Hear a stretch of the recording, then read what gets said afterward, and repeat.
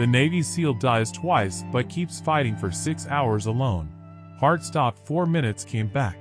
Died again 2 hours later, still fighting. Medics pronounced him dead twice. Killed 37 enemy fighters while clinically dead. Doctors call it medically impossible. The warrior who refused to accept death. He died at 06:15. Came back. Died again at 08:40. Still kept fighting. Chief Petty Officer James Ghost Reeves took the bullet that killed him. The first time, straight through the heart. Not near it. Not around it. Through it. Left ventricle. The main pumping chamber. The medical textbooks are clear. Heart shot equals instant death. For seconds of consciousness. Then darkness. Permanent. Final. Absolute. But here's what the textbooks don't account for. What medical science can't explain. What changes everything. James Reeves had made a promise to a dying boy. 8 years old. Afghan child caught in crossfire. Bleeding out in James's arms the day before. "Will you stop the bad men?" the boy had whispered. "Will you make sure they don't hurt anyone else?" James had looked into those dying eyes and made the kind of promise that transcends biology, that overrides death, that rewrites the rules of what's humanly possible. "I promise, kid. I'll stop every single one of them. I swear on my life." The boy died in his arms. James held him for 20 minutes. Couldn't let go. Couldn't accept that this child, this innocent, had been killed by the Taliban fighters they'd been tracking. And that promise to a dead boy, that promise became something else. Became purpose. Became mission. Became the thing that would keep James fighting even after death took him. Twice. Subscribe right now, because what you're about to witness will shatter everything you believe about human limits, about death, about what the mind can force the body to do. Because James Reeves didn't just survive. He died. Twice. Complete cardiac arrest. No pulse. No breathing. Clinically, legally, medically dead. And he kept fighting anyway. For 6 hours. Alone. Killing 37 enemy combatants. While dead. While his heart wasn't beating. While his brain shouldn't be functioning. Science can't explain it. Doctors study it still. The Pentagon classified the footage. Because what James did shouldn't be possible. But it happened. And you need to know how. The ambush happened at 0600. James's 4-man SEAL team was in Afghanistan's Helmand province. Direct action raid. Taliban commander's compound. Intel said 20 fighters max. Intel was wrong. 60 fighters. 15-1 odds. The math was simple. The math was death. They breached at dawn. Got 15 feet inside before the trap sprung. Doors slammed shut. Lights went on. 60 AK-47s pointing at 4 Americans. James's team didn't hesitate. Didn't freeze. Opened fire immediately. The psychology of SEALs. When death is certain, take as many as you can with you. Die fighting. Always fighting. The first 60 seconds were chaos. Muzzle flashes. Explosions. Screaming. James's team dropped 12 fighters. But the math was bad. Petty Officer Collins took rounds to the chest. Down. Not moving. Lieutenant Hayes caught a grenade fragment. Throat. Bleeding out. Hospital corpsman Martinez was hit 7 times trying to reach Hayes. Dead before he hit the ground. That left James. Alone. Against 48 Taliban fighters. In a closed compound. No backup. No extraction. No hope. Just the promise. The promise to a dead boy. Stop the bad men. Every single one. James fought like something beyond human. Beyond training. Beyond reason. That's not hyperbole. That's psychology. When you're fighting for someone, not yourself, but someone else, the brain operates differently. Releases different chemicals. Processes differently. James wasn't fighting to survive anymore. He was fighting to fulfill, to complete the mission, to keep the promise. That distinction, that psychological distinction, made him unstoppable. For a while. The bullet that killed him, the first time, came at 06:15. 15 minutes into the fight. Taliban sniper. Elevated position. Clean shot. Straight through James's heart. He felt it. The impact. The sudden stop. His heart literally stopped beating. Blood flow ceased. Oxygen supply cut. Brain activity began shutting down. For seconds. That's what the medical literature says.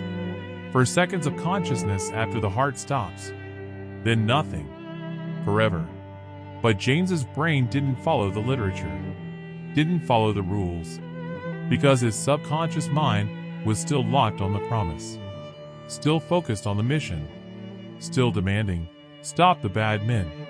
And when the subconscious is that committed, when purpose is that clear, the brain does something remarkable.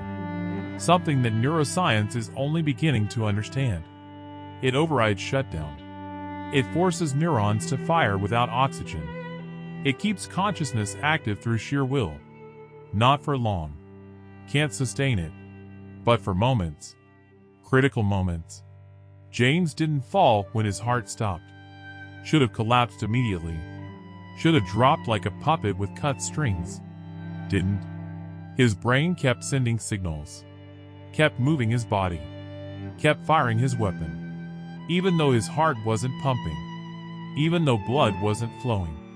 Even though he was medically dead. His body moved for 17 seconds after cardiac arrest. 17 seconds of a dead man fighting. Dropping 3 more Taliban fighters. Before his brain finally ran out of oxygen. Before the darkness took him. Before he collapsed. Dead. Completely. Clinically. Legally. Dead. But here's where it gets impossible. Where science breaks down. Where the human will shows its true power. Because James's team medic, Martinez, hadn't died instantly like James thought. Was alive. Barely. Crawling. Bleeding. Dying. But alive long enough to see James fall. To see his chief go down. Martinez reached James. Check pulse. Nothing. Check breathing. Nothing. Pupils fixed and dilated. James was dead. Gone.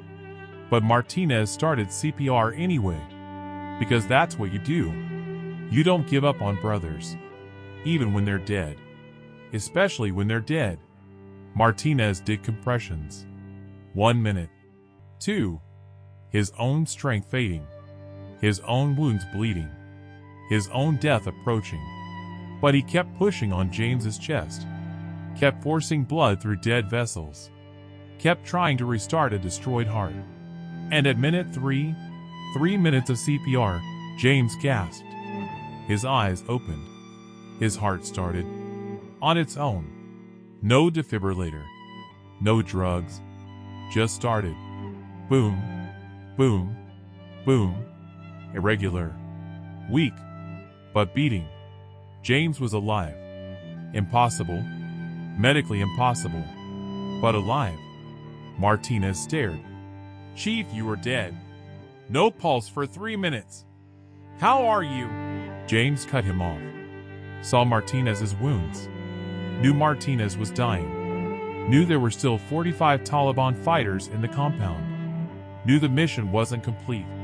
The promise wasn't fulfilled. How many left? James asked. His voice was wrong. Damaged. But functional. Martinez's eyes widened. Chief, you died. You need medevac. You need... James grabbed Martinez's radio. How? Many. Left. Martinez swallowed. 45. Maybe more. Chief, we're surrounded. No way out. We need to. James stood up. Shouldn't have been able to. His heart had stopped for 3 minutes. Brain damage should be catastrophic. Motor function should be gone. But he stood. Checked his rifle. 17 rounds left. Checked his sidearm. 15 rounds. Checked his knife. Still sharp. Looked at Martinez. Can you fight? Martinez shook his head. Too weak. Too wounded. Too close to death. James nodded. Then survive. That's an order. I'm finishing this. Martinez grabbed his arm. Chief, you can't fight 45 fighters alone. You died. You're not. James looked at him with eyes that had seen death. Had been death. Had come back from death. I made a promise. To a boy. I'm keeping it. He moved into the compound. Heart beating irregularly. Brain operating on damaged tissue. Body running on nothing but will and promise and purpose. The Taliban fighters saw him coming. Started shooting. Bullets everywhere. James didn't take cover. Didn't hide. Walked straight into the fire. Because fear requires the belief that you can die. And James had already died. Already come back. What was death going to do? Kill him again? Let it try. He had a promise to keep. The psychology of this is profound. Is fundamental. Is what separates survivors from victims. When you've died once. When you've crossed that threshold and come back, the fear of death loses its power. The survival instinct changes. You're not fighting to stay alive anymore. You're fighting because there's purpose beyond survival. Beyond fear. Beyond self. James wasn't trying to survive. He was trying to complete. And that made him unstoppable. He killed 8 Taliban fighters in the first 2 minutes. Rifle fire. Precise. Controlled. Years of training operating on autopilot, while his conscious mind focused on the mission. On the promise. On stopping every single bad man. Rifle went dry. Switched to sidearm. Killed 4 more. Sidearm empty. Drew his knife. Close quarters now. Personal. Intimate. Killing with his hands. With his blade. With whatever he could use. Door. Wall. Broken glass. Everything was a weapon when you're not afraid of dying. When death has no hold on you. When the promise is all that matters. At 0840, 2 hours and 25 minutes after his first death, James died again. Different cause this time. Blood loss. His heart had been damaged by the first bullet. Was struggling. Failing. Weakening with each beat. And he'd taken 6 more rounds during the fight. Leg. Shoulder. Side.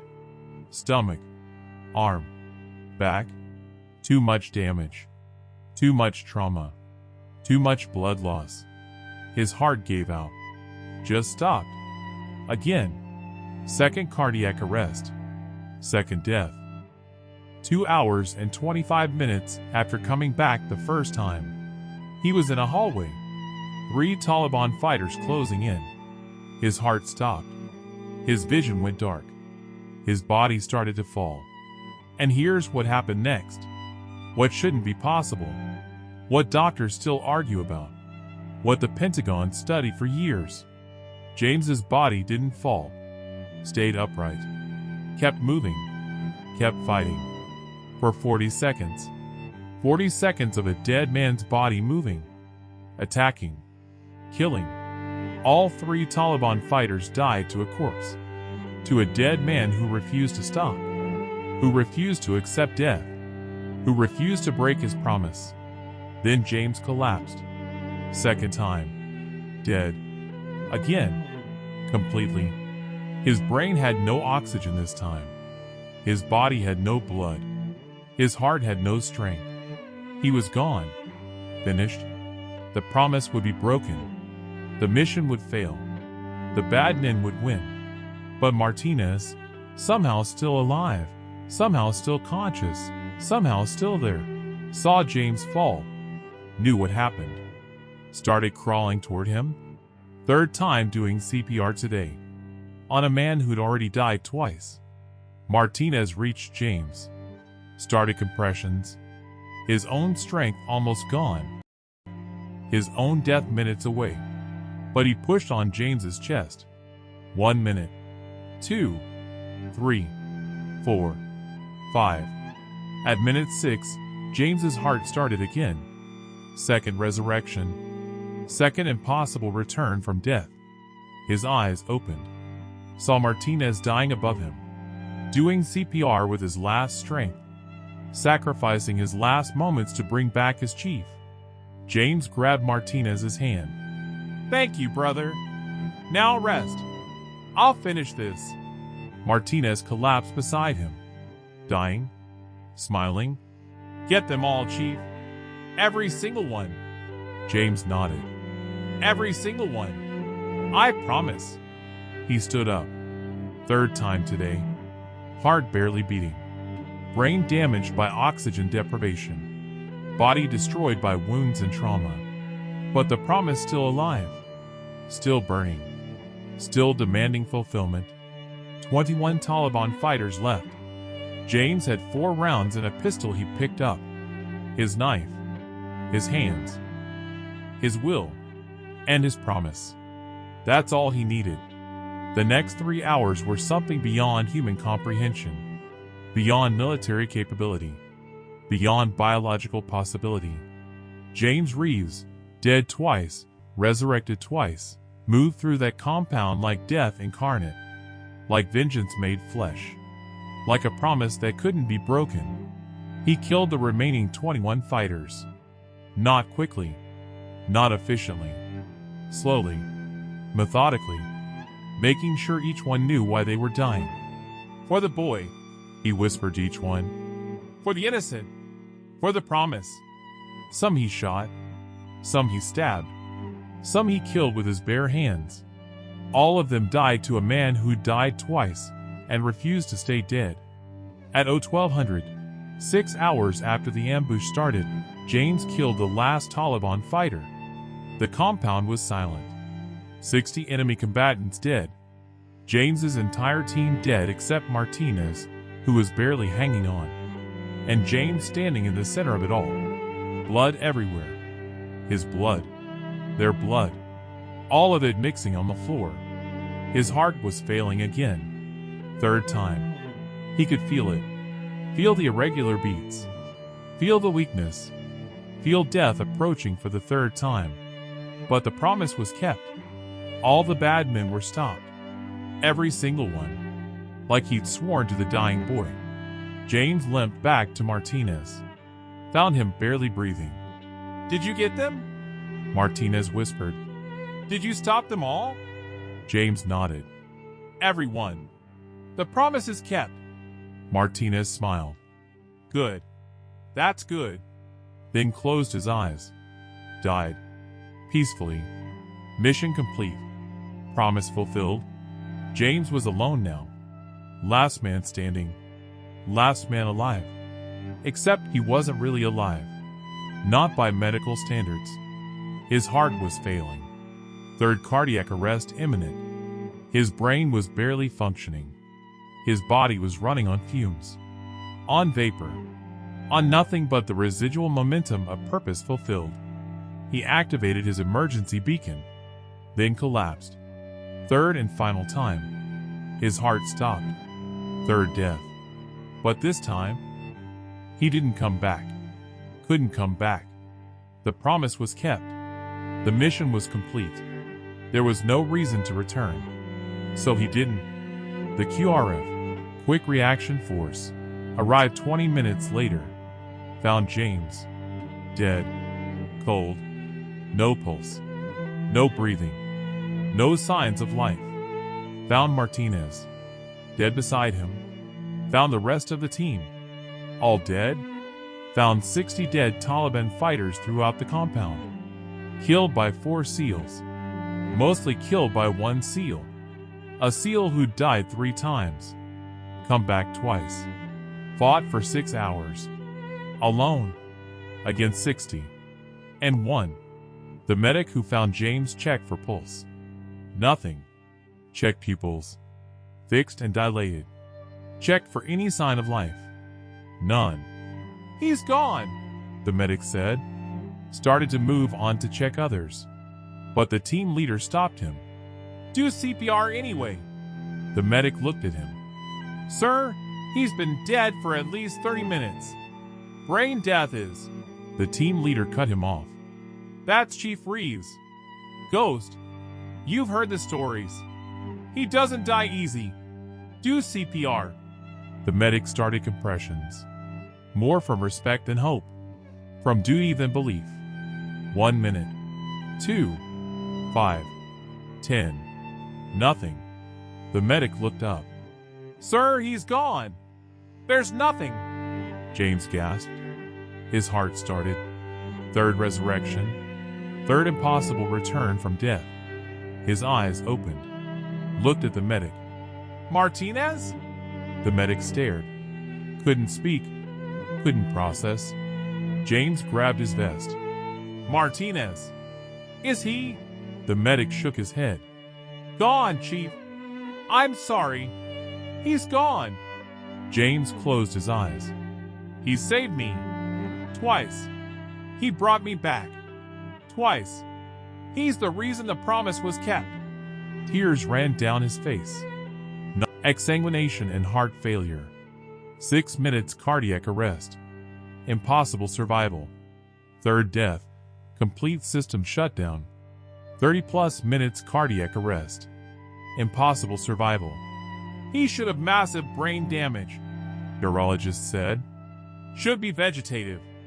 Should be dead. But he wasn't. Was conscious. Alert. Functional. Impossible. They ran tests.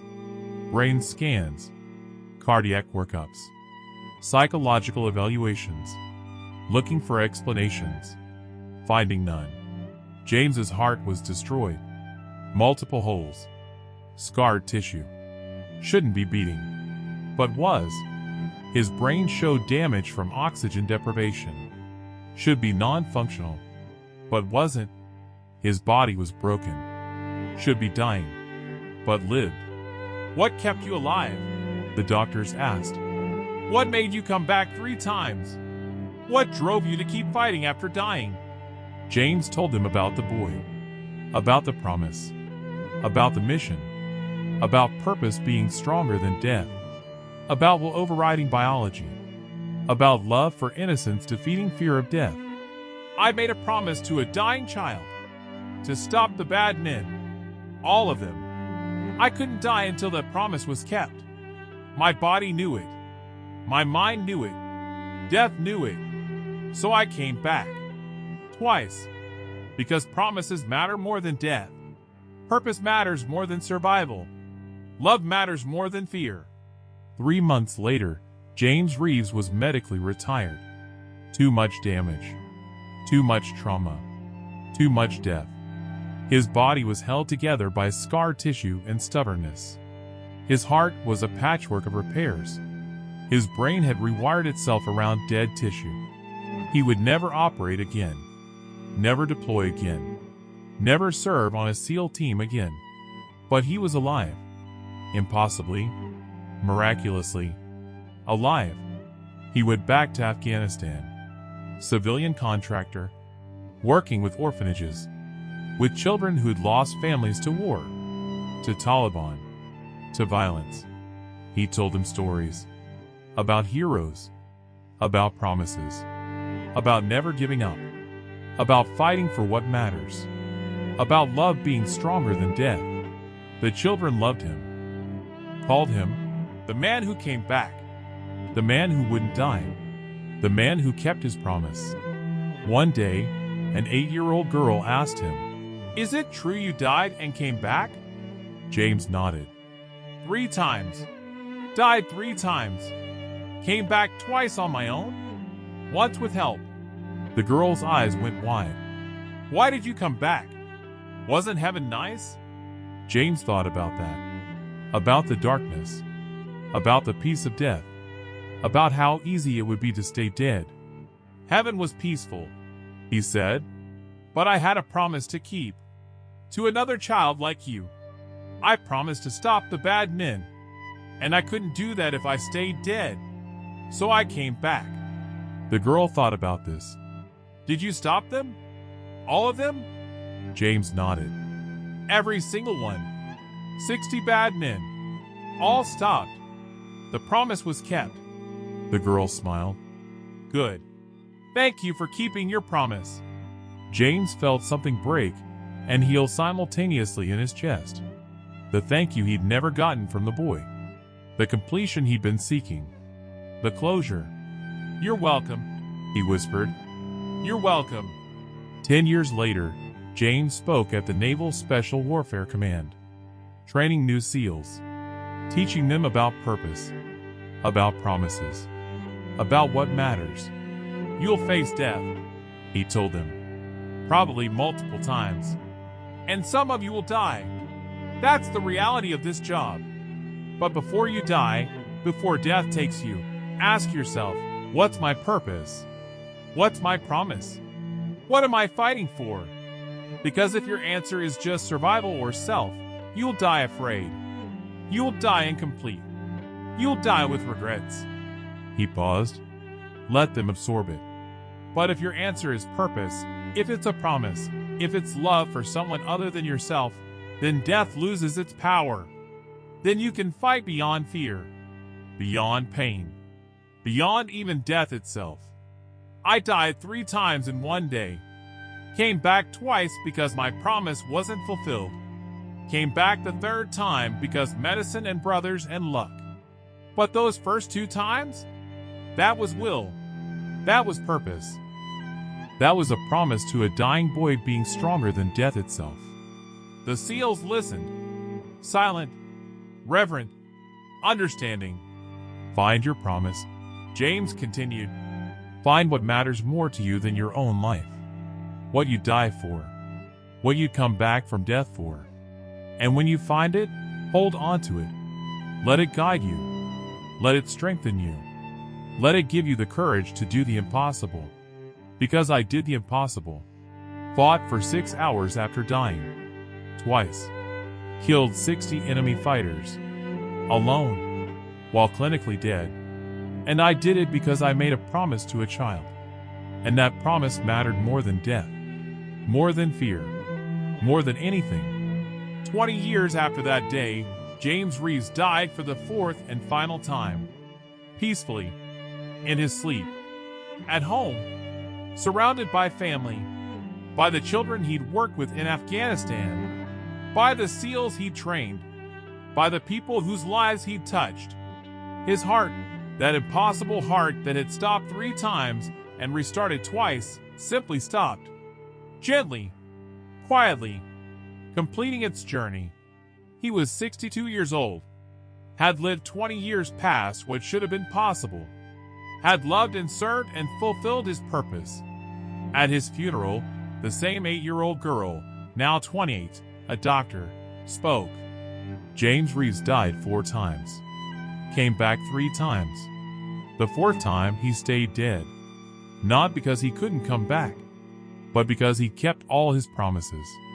Fulfilled all his purposes. Done everything he needed to do.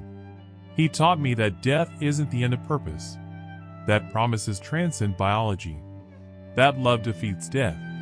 Not permanently, but long enough to complete the mission. To keep the promise. To save the innocents. She looked at his casket. At the flag draped over it. At the seal trident placed on top. Thank you, James, for keeping your promise. To the boy who died. To the 60 you stopped. To all of us you taught. Your heart stopped 3 times. But your promise never did. Your purpose never did. Your love never did. Rest now. The mission is complete. The promise is kept. You can finally rest. If this story changed how you think about purpose, about promises, about what matters, subscribe. Share it with someone who needs to know that their life can mean something. That their promises matter. That purpose is stronger than death. Comment where you're watching from and what promise keeps you fighting. What purpose drives you? What love makes you willing to die and come back for? Because we all face death. Eventually. Inevitably. But before death takes us, we have choices. We can live for ourselves, for survival, for comfort, for safety. Or we can live for others, for promises, for purpose, for love. James chose others, chose promises, chose purpose. And that choice let him do the impossible. Let him die 3 times and come back twice. Let him fight for 6 hours while clinically dead. Let him stop 60 bad men alone. Let him keep his promise to a dying child. Find your promise. Find your purpose. Find what you love more than you fear death. Then live for it. Fight for it. Die for it if necessary. And maybe, just maybe, come back for it if death isn't ready to take you yet. Because that's what James proved. That purpose is stronger than biology. That promises override death. That love, true, selfless, purposeful love, can make you do the medically impossible, the scientifically unexplainable, the humanly transcendent. Find your promise. Keep it, no matter what. No matter how many times death tries to stop you. Keep your promise. Always. That's what warriors do. That's what humans do. That's what love does. It keeps promises, even through death, even beyond death. Always.